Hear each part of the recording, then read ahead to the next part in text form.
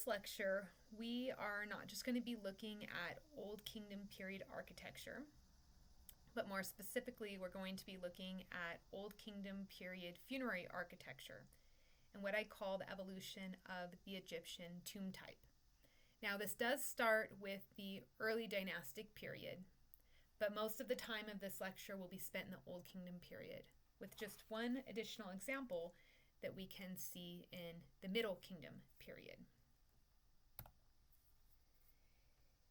Now, most of us are aware of the super famous Great Pyramids, but many of us aren't aware that the Egyptians had to kind of work up to that ability to create such mind-blowing structures.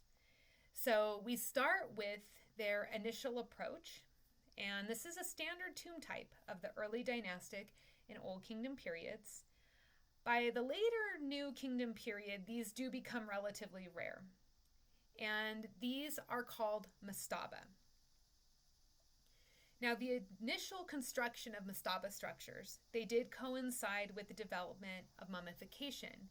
So we are seeing some very significant changes happening in Egyptian burial practices, and that's happening side by side.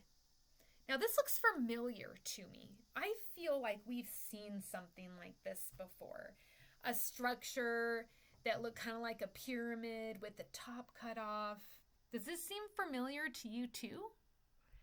It reminds me of the ziggurat that came out of Mesopotamia.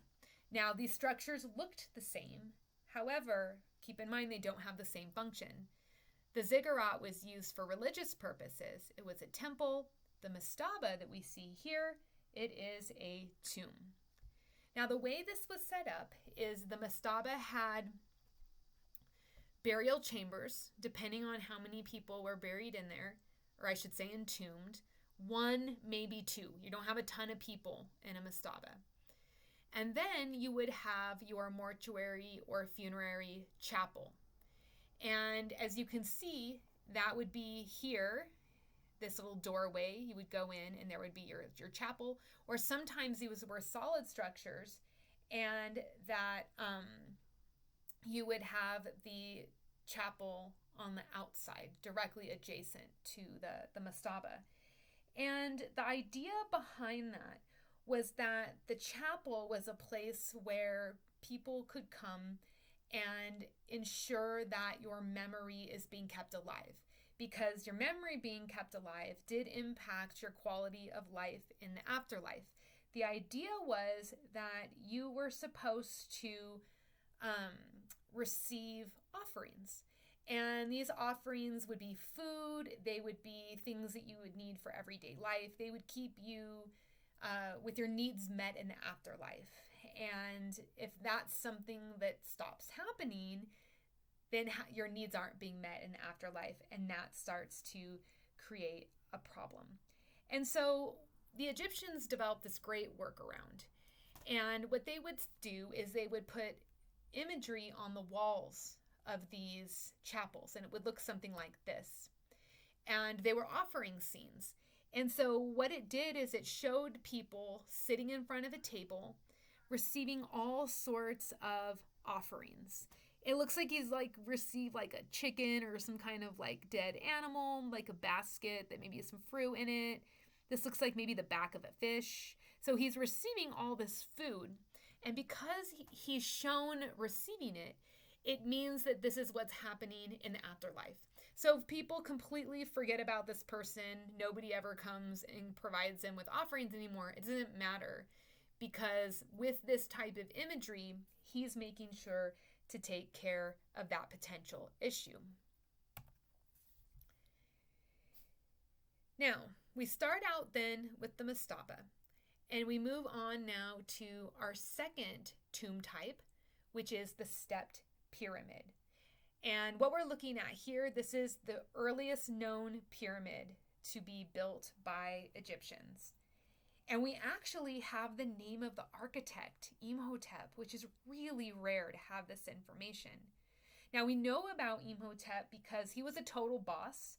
Not only was he a high-ranking member of the king's administration, he was also a high priest, a scribe, a philosopher, a doctor, an astronomer, And oh, by the way, on the side, the designer of a large pyramid of a type that had never been seen before in ancient Egypt. So this guy is like everything.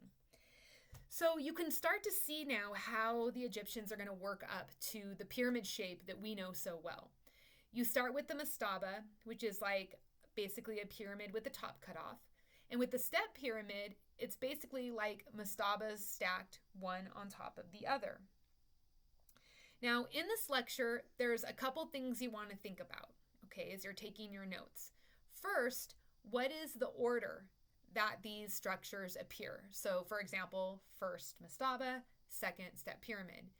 The second question, or the second thing that you want to be noting, is why. There's a reason why these forms are adopted.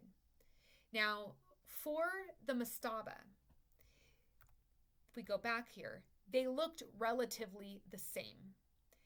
Essentially, you might be able to suggest some hierarchy by making your mastaba slightly bigger, but it's not enough to where people clearly are going to look at that and say, okay, that guy is powerful.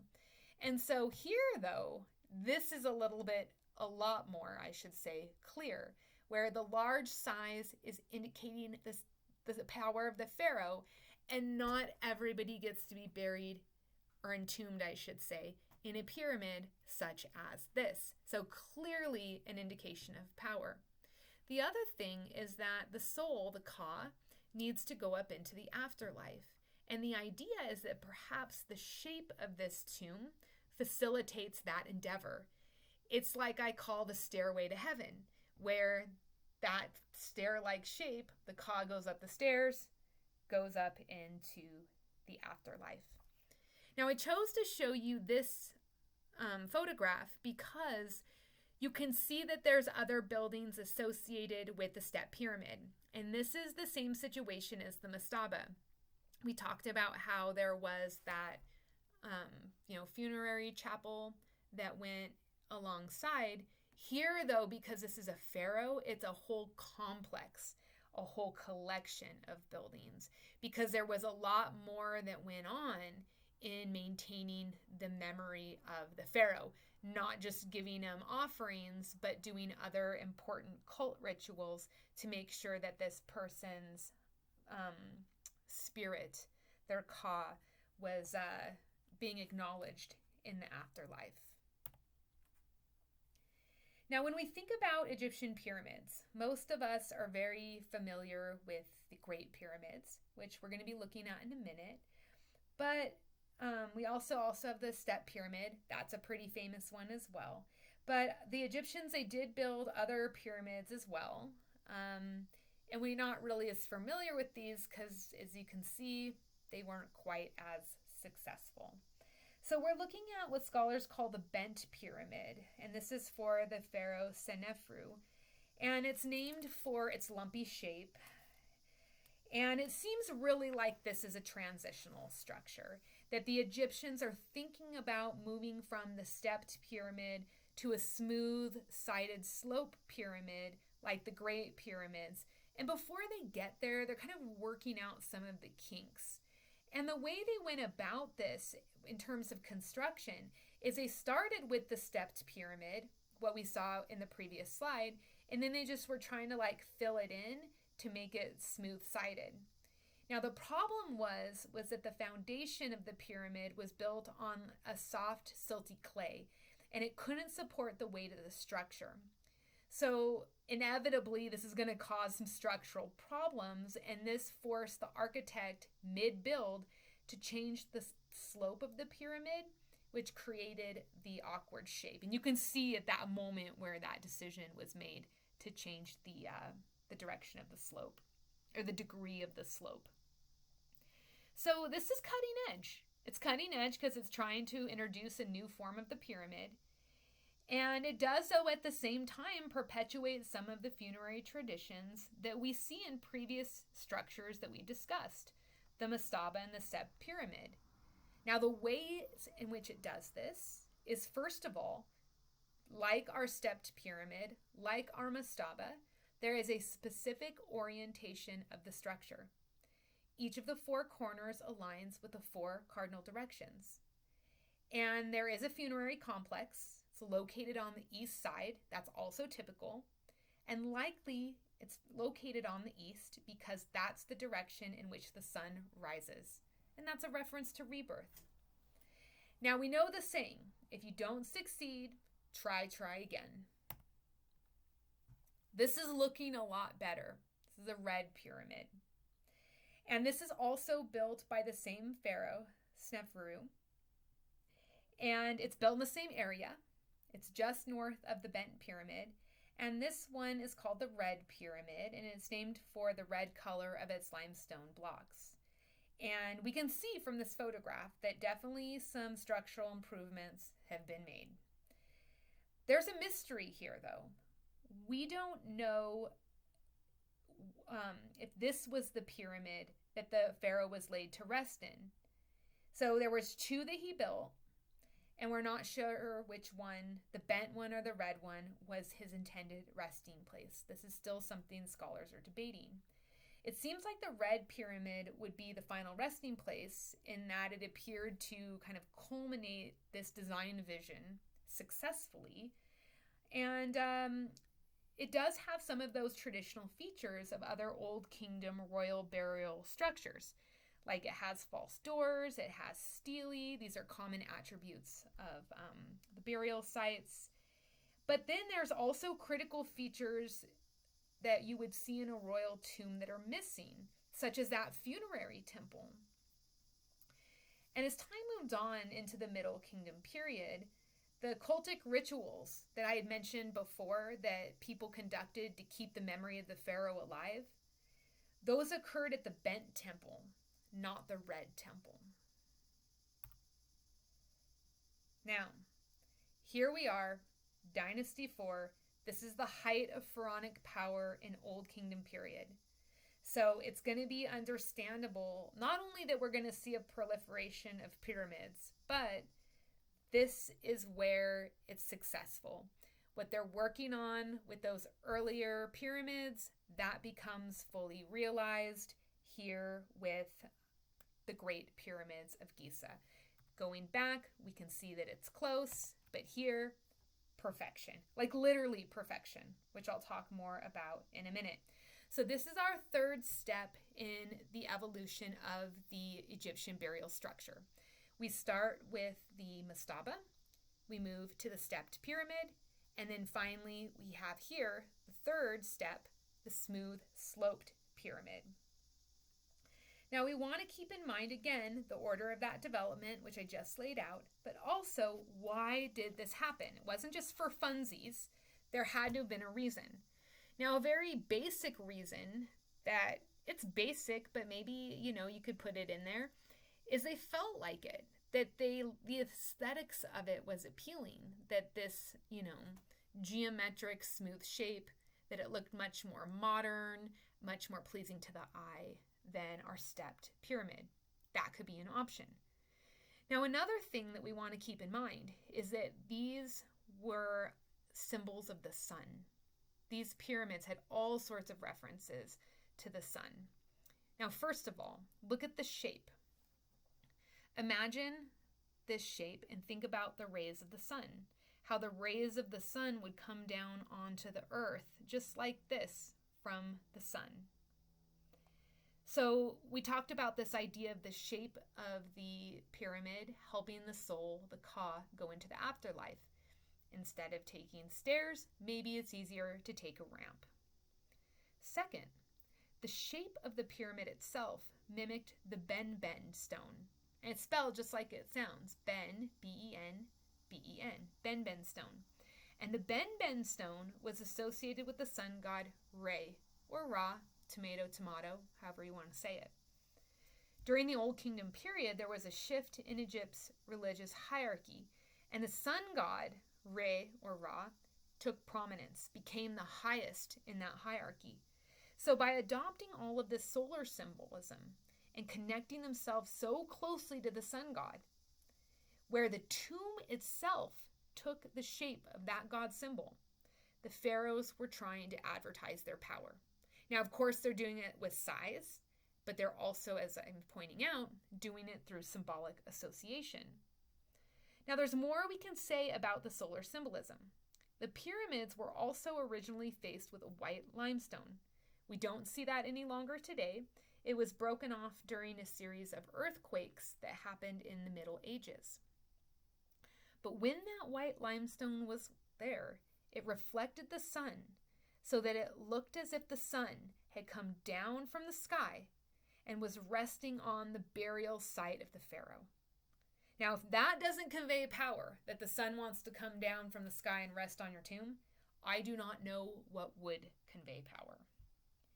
Now, the Great Pyramids, they consist of 3 pyramids, and these were built over a period of approximately 75 years, which is actually pretty insane when you realize the magnitude of these structures, which I will share the details with you shortly.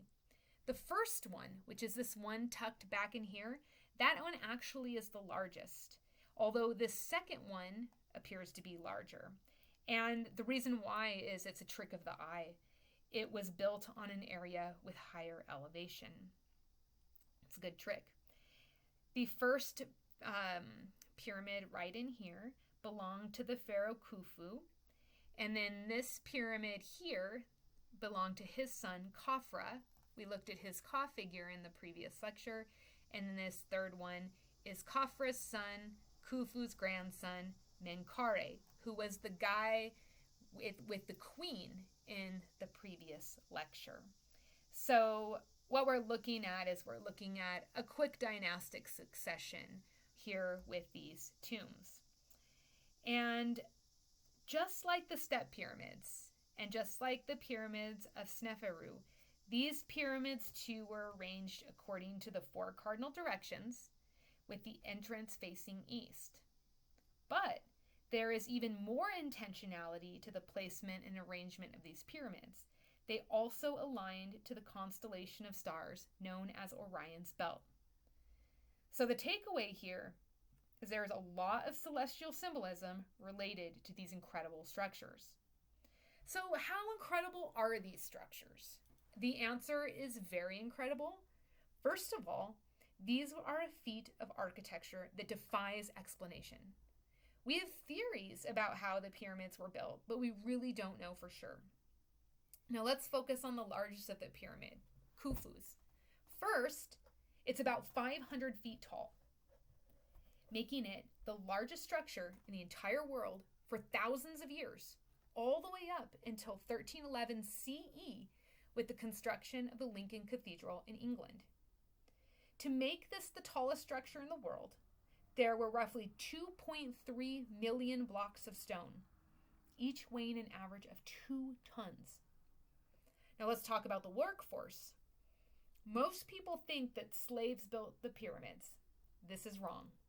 There is undeniable evidence that well-paid workers built them. This is indicated by excavations at a village where these workers lived. We can discern that they not only were paid, but they had a high standard of living, and this is indicated by their trash. They ate well, they drank a lot of beer. This workforce has been estimated to be between 20 and 30,000 people. So if we do the math of how long the pyramids took to build, how many blocks were used, how many people were involved in the construction, it comes out to placing a 2-ton block in place every 2 to 3 minutes. That is crazy. And what's even crazier is it's not like they're just like throwing the stones quickly one on top of the other to get that stone in every 2 to 3 minutes. No, we're not looking at bent pyramids here. This is perfect. Now, what I mean by that, first of all, is that the stones are perfectly cut and placed so that there is no spaces between the stones. Can't even stick a piece of paper between. They settle in perfectly to one another. Second, the pyramid itself is a perfect shape with only a 0.015% margin of error. We cannot even do that today with all of our computers and fancy technology. Remember the pyramid hotel Luxor in Las Vegas? It's about half the size of Khufu's pyramid, and when it was being built, it collapsed twice. And that's when we had like computers and, cranes and all this other business. They didn't have any of that. Now, what's even crazier is that the Egyptians themselves, they never replicated something of this magnitude again. Now, it's not to say they never built pyramids again. They did. But when they did, they were again lumpy, or they were irregular, or they fell down. They did not stand the test of times the way that the Great Pyramids did. Now, the question is why? Now, our historians think it could have something to do with an economic decline at the end of the Fourth Dynasty, that they couldn't afford to ever build something like this again. Others suggest it's almost as if there was some people who had this very intimate awareness of the sky, who had unparalleled building technologies, and they built these structures that defy explanation, and then they left. Now, I would say for most of us that all we ever see are the photographs of the pyramids themselves. And you may not be aware, or maybe you might be aware now that you've kind of seen the traditions, that there were other structures associated with the pyramids, just like we saw at the Mortuary complex at Djoser Step Pyramids. And you can see, here's the 3 pyramids. There's a lot of extra stuff that's built alongside these pyramids. You can see the pyramids, you can see their funerary chapels, their smaller subsidiary pyramids, which you can see like over here, for example. And those were for important queens. And then you have the mastaba tombs. You can see groups here. And these are called necropoli, which is plural, necropolis singular. City of the dead is what that refers to. Groupings of tombs. And this is a very common approach in the ancient world to group tombs together. Now, what's I think really interesting about this are the boat pits right here by the pyramids. Here's another boat pit right up here. This is part of the funerary process that we can recall being referenced in that tomb painting from the pre-dynastic period, which we talked about in the previous lecture. The boat would have been loaded with grave goods, and it would sail down the Nile River, likely as a representation of passage into the afterlife.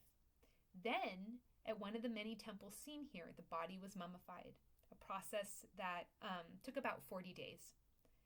After the body was interred into the pyramid tomb, then, this is what's crazy, they buried the entire boat nearby.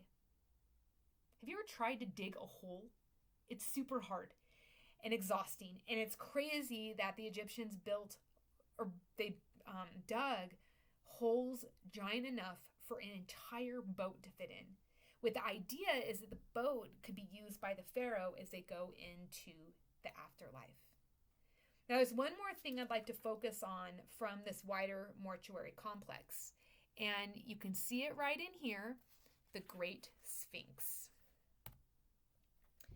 Now, I know this lecture is on architecture, but since it's directly affiliated with architecture, and it's so big, it's like architectural itself, we will be talking about the Great Sphinx here.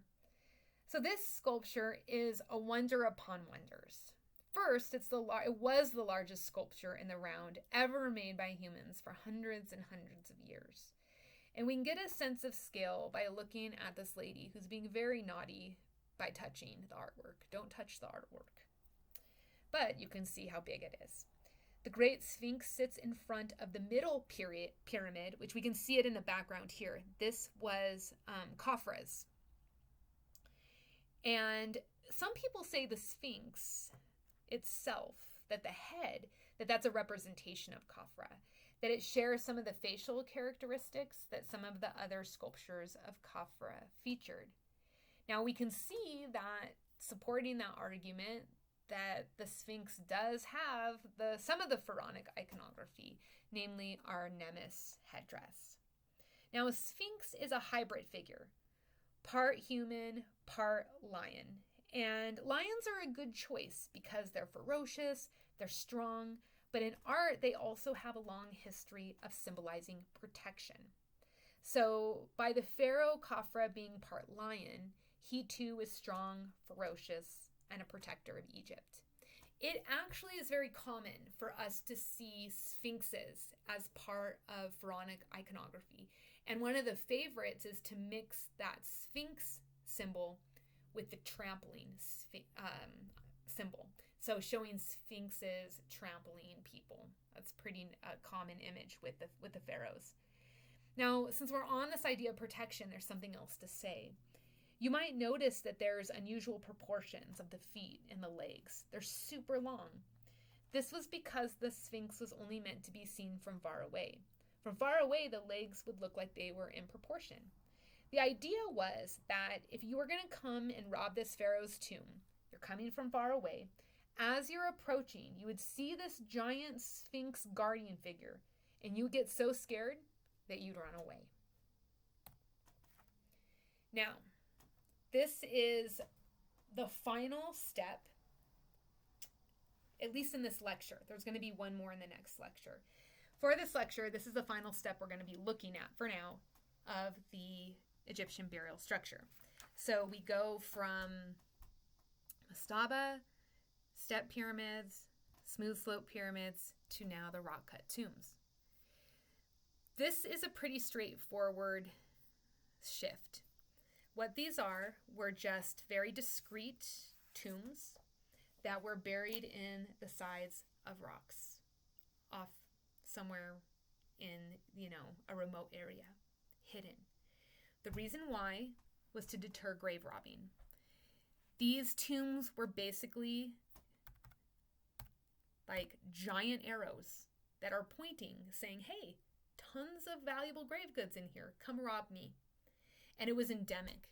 They would do the whole pomp and, ceremony and put the pharaoh in, lock up the tomb.